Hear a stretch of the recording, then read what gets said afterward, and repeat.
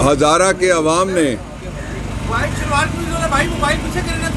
25,000 वोटों से शिकस्त दी है, जो पाकिस्तान में इससे पहले किसी वज़ीर आज़म को इतने वोटों से साबिक वज़ीर आज़म को शिकस्त नहीं हुई। इस शर्मनाक शिकस्त के बाद नवाज शरीफ ने कोशिश की कि लक्ष्मी में एक प्रेस के ज़रिए से नए वोट अपने छापे जिनमें बैलेट पेपर के ऊपर वो जीते हुए हों, और शहज़ादा गुस्तासिब जो मेरा क्लाइंट है वो हारा हुआ दिखाई दे। वो हमने यहाँ कई समातें हुई, आपको मालूम है, और आज इलेक्शन कमीशन ने ये फ़ैसला किया है कि नवाज शरीफ की ये दरख्वास्त कि NA-15 मानसेरा में दोबारा इलेक्शन कराया जाए वो मुस्तरद कर दी गई है। मैं नवाज शरीफ से कहना चाहता हूँ कि आप जैली कैरेक्टर भी रहे हैं, आप फर्जी स्पोर्ट्समैन भी रहे हैं, बड़ी कहानियाँ हैं इसकी लाहौर में। मैं आपको आज से सही स्पोर्ट्समैन मानूंगा, अपनी शिकस्त को आप तस्लीम कर लें। आपको मैदान में शिकस्त हुई, आपको कमीशन में शिकस्त हुई, जहाँ भी जाएंगे आपको शिकस्त होगी।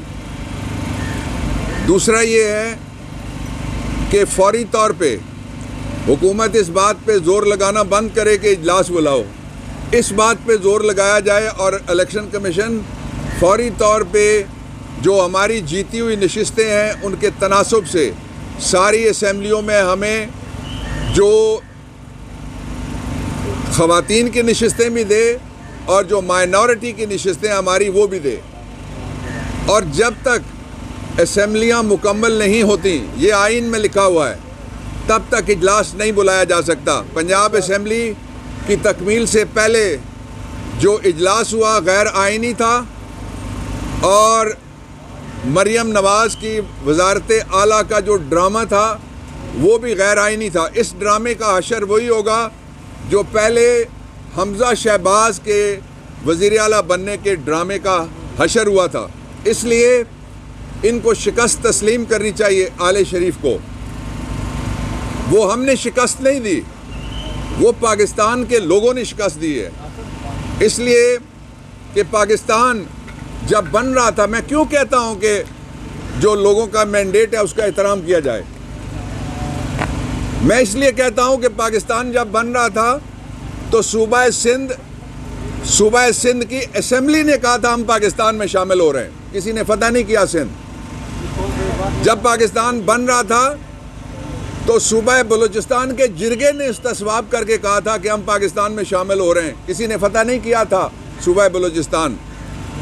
और जब पाकिस्तान बन रहा था तो मौजूदा जो जोग्राफिया है हमारा, कायद-ए-आज़म के पाकिस्तान वाला जो बदकिस्मती से नहीं रहा, हमने नताइज नहीं माने, लेकिन मौजूदा जोग्राफिया का जो तीसरा यूनिट है NWFP, उस वक्त जो सन 1900 में गोरों ने बनाया था सूबा, उसके अंदर रेफरेंडम हुआ। रेफरेंडम में एक तरफ महात्मा गांधी और दूसरी तरफ कायद-ए-आज़म थे। कायद-ए-आज़म ने रेफरेंडम जीता और सूबा सरहद के उस वक्त और आज KP के लोगों ने ये फैसला किया कि वो पाकिस्तान में शामिल होंगे। जो सर रेडक्लिफ ने ड्यूरिंग लाइन बनाई थी उसमें सिर्फ चढ़दा पंजाब, ये हमारे वाला पंजाब जो है, ये पाकिस्तान में शामिल हुआ था। इसलिए कि इस पाकिस्तान के क़याम में लोगों की राय शामिल थी। 3 मैंने आपको बता दिए पाकिस्तान के यूनिट, और खून की नदियां बह गई थी पंजाब के अंदर। ये चौथा था, लोगों ने वहाँ भी एक तरह से रेफरेंडम ही किया था। इसलिए जो इस्तेसवाब और इंतखाब हुआ है, अब उस इंतखाब को तस्लीम किया जाए और ये ज़ोर मत लगाया जाए कि कोई जैली हुकूमत पाकिस्तान के लोगों के ऊपर मुसल्लत की जा सकती है। जैली हुकूमत नहीं चलेगी, पाकिस्तान के लोग जैली हुकूमत नहीं चलने देंगे। जिस तरह से 9 फरवरी का इलेक्शन हम नहीं मानते, हम 8 फरवरी का इलेक्शन मानते। मैंने इलेक्शन कमीशन को भी कहा, मैंने कहा आपको ख्याल करना चाहिए, आप अपना दिया हुआ जो रिज़ल्ट है 8 फरवरी का रात 12 बजे तक जो आता रहा है उस पर खड़े रहें। आप मत किसी से मुतासर हों, आप मत किसी से, जो आपका ओथ है उसमें लिखा हुआ है कि विदाउट शेड्यूल 3 उठा के पढ़ लें। आइनी जो हल्फ है इदारों के लिए बना हुआ है उसमें ये इदारा भी शामिल है जिसके सामने आप खड़े हैं और मैं बात कर रहा हूँ आपसे कि विदाउट फियर एंड फेवर में चलूँगा, ना मैं किसी से खौफ ज़दा हूँगा, ना मैं किसी को फेवर करूँगा। तो ये एक अच्छा फ़ैसला है कि नवाज शरीफ को दूसरी शिकस्त आज हुई है। नवाज शरीफ बहुत जल्द एक नई मुहिम चलाने वाले हैं और वो नई मुहिम जिस तरह से PDM 2 का सीज़न 2 चलने वाला है, मुझे क्यों बुलाया, मुझे क्यों निकाला, ये दूसरा भी चलने वाला है। आप बहुत जल्दी उनको देखेंगे, वो सब्र नहीं कर सकेंगे, इसलिए कि बरादरान यूसुफ वाला सलूक शहबाज ने उनके साथ किया है। जो असल इशू है पाकिस्तान के वो 3 है सिर्फ। जो महंगाई जहाँ पे पहुँचा दी गई है इस गवर्नमेंट के आते आते, बिजली में कल 60 अरब का और बोझ आप पे डाला गया, मुझ पे डाला गया। क्या कसूर है हमारा? जो बिजली कंपनियां हैं और इनकी अपनी एक बिजली कंपनी है जो इसके प्यारे की कंपनी है आले शरीफ की, उसने 2 साल से खबरें ये चल रही हैं 1 यूनिट बिजली पैदा नहीं की, लेकिन उसको 60 अरब रुपए सालाना हमें देना पड़ेंगे। ये वो बिजली कंपनियां जो आप लाए थे जिसके ज़रिए से आपने हमें ग़ुलाम बना दिया है। इसलिए इस ग़ुलामी से निजात जो माशी ग़ुलामी है के लिए ज़रूरी है कि हमें जो सियासी आज़ादी है वो मिले। सियासी आज़ादी हम किसी से मांग नहीं रहे, कौम का फैसला है। सारे ऊपर नीचे रख के उन्होंने सबको मुस्तरद कर दिया और उसको इलेक्ट किया है जो कैदी नंबर 804 है। उसके उम्मीदवार कोई जानता ही नहीं था कौन है। उसके उम्मीदवारों ने ना जलसा किया, ना जुलूस किया, ना रैली की, ना लोगों के पास जा सके, ना किसी को चाय पिलाई। कंपेन करने वाला भी वही है, इलेक्शन लड़ने वाला भी वही था। हमारा इंतखाबी निशान भी इमरान है और इलेक्शन जीतने वाला भी शेर दिल कैदी नंबर 804 है। उसकी मैं फौरी रिहाई का मुतालबा करता हूँ। और मैं अपने जो इलेक्टेड लोग आए हैं चारों सूबों के अंदर और मरकज़ में, मैं उनको कहना चाहता हूँ कि हमारी तरजीह नंबर 1 है इमरान खान की रिहाई। हमारी तरजीह नंबर 2 है जो चोरी और डाके से जो मैंडेट थेफ्ट हुई है उसमें से अपनी सीटों की वापसी।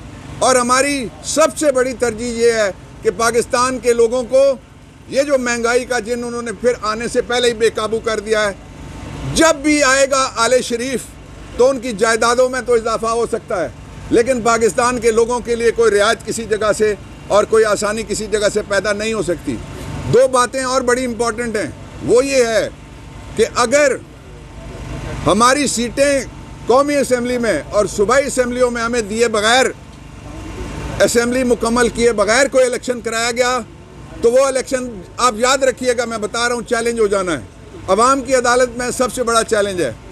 और आज तक कल किसी ने मुझे किसी जगह पूछा, सहाफ़ी ने, उन्होंने कहा कि वो अवामी इनकलाब आ गया है लेकिन उसके नताइज, मैंने कहा जब भी अवामी इनकलाब के नताइज पे डाका मारा जाता है तो बहुत गड़बड़ होती है। मैं बात अगली कहना नहीं चाहता, लेकिन मैं ये ज़रूर कहना चाहता हूँ कि जो पाकिस्तान के लोगों का अगर मैंडेट ना माना गया तो उसके बाद का इनकलाब है वो फिर सारे उससे डरेंगे, इसलिए कि वो किसी के काबू में नहीं रहेगा।